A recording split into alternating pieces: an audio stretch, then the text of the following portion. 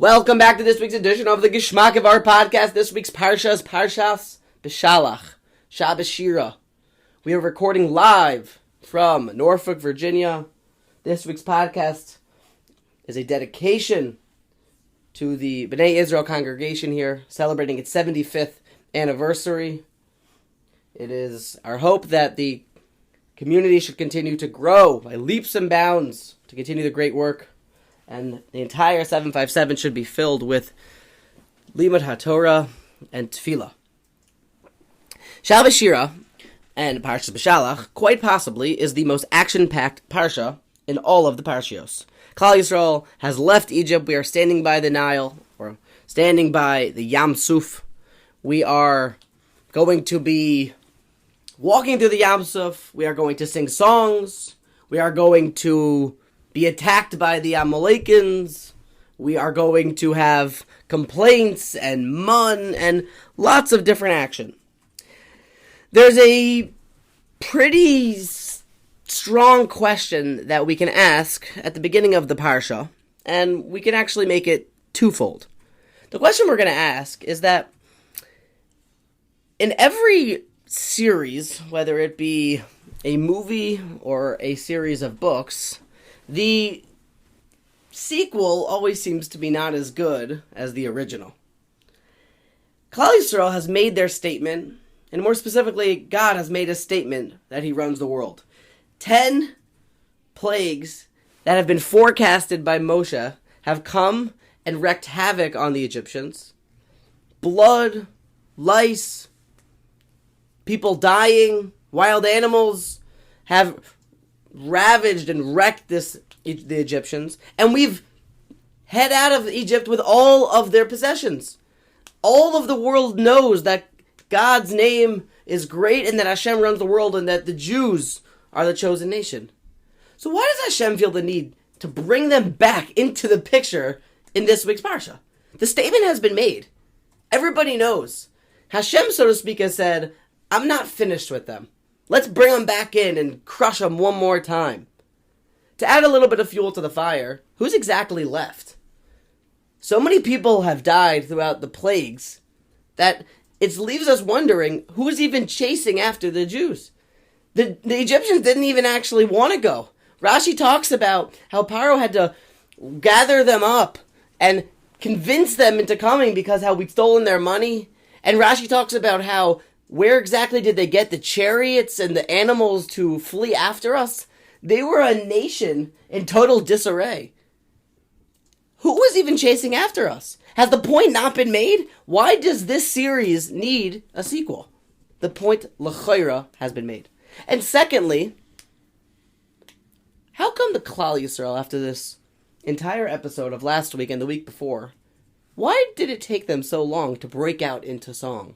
Az Yashir Moshe only happens when the water crashes down and they're all dead.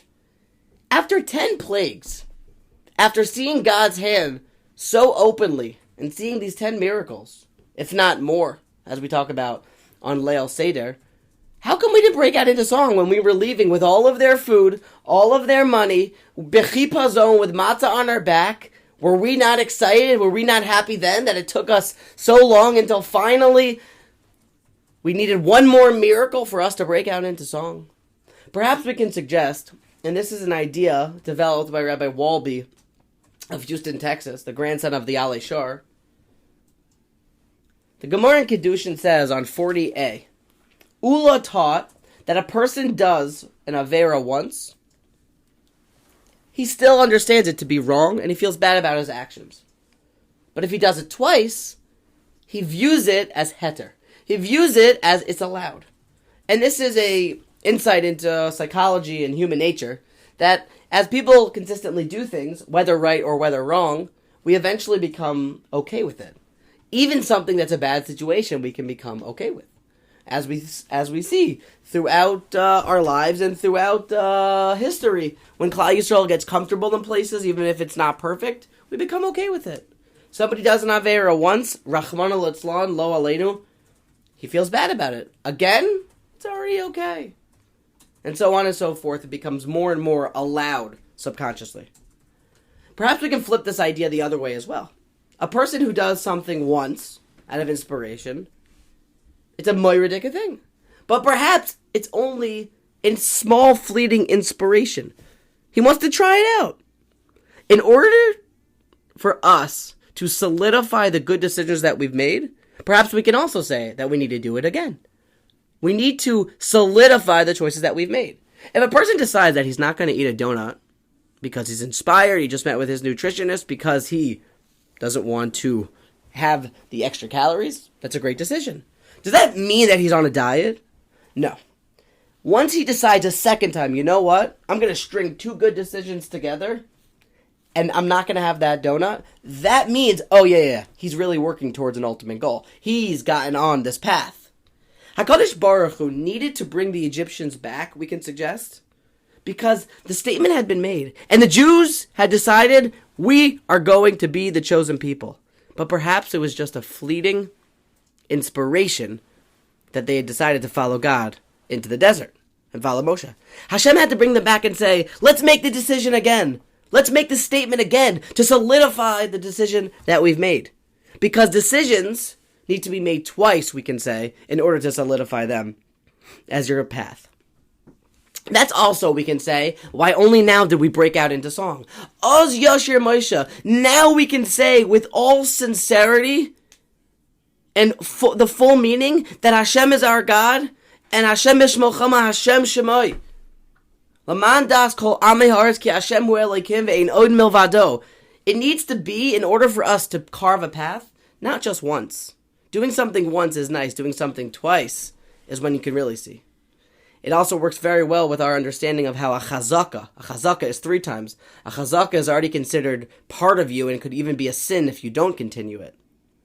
We have here an interesting idea. For all of our mitzvos that we do, a person takes up daf yomi. He does it once, it's nice, but does that mean that he's now a daf yomi person?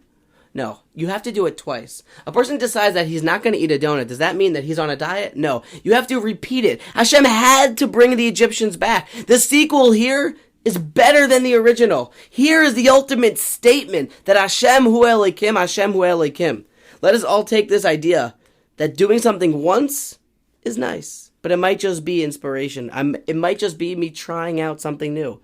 Doing it twice solidifies my dedication to change. Emir Hashem, this should be an enlightening and inspiring vart to us all. A Moyer de Shabbos.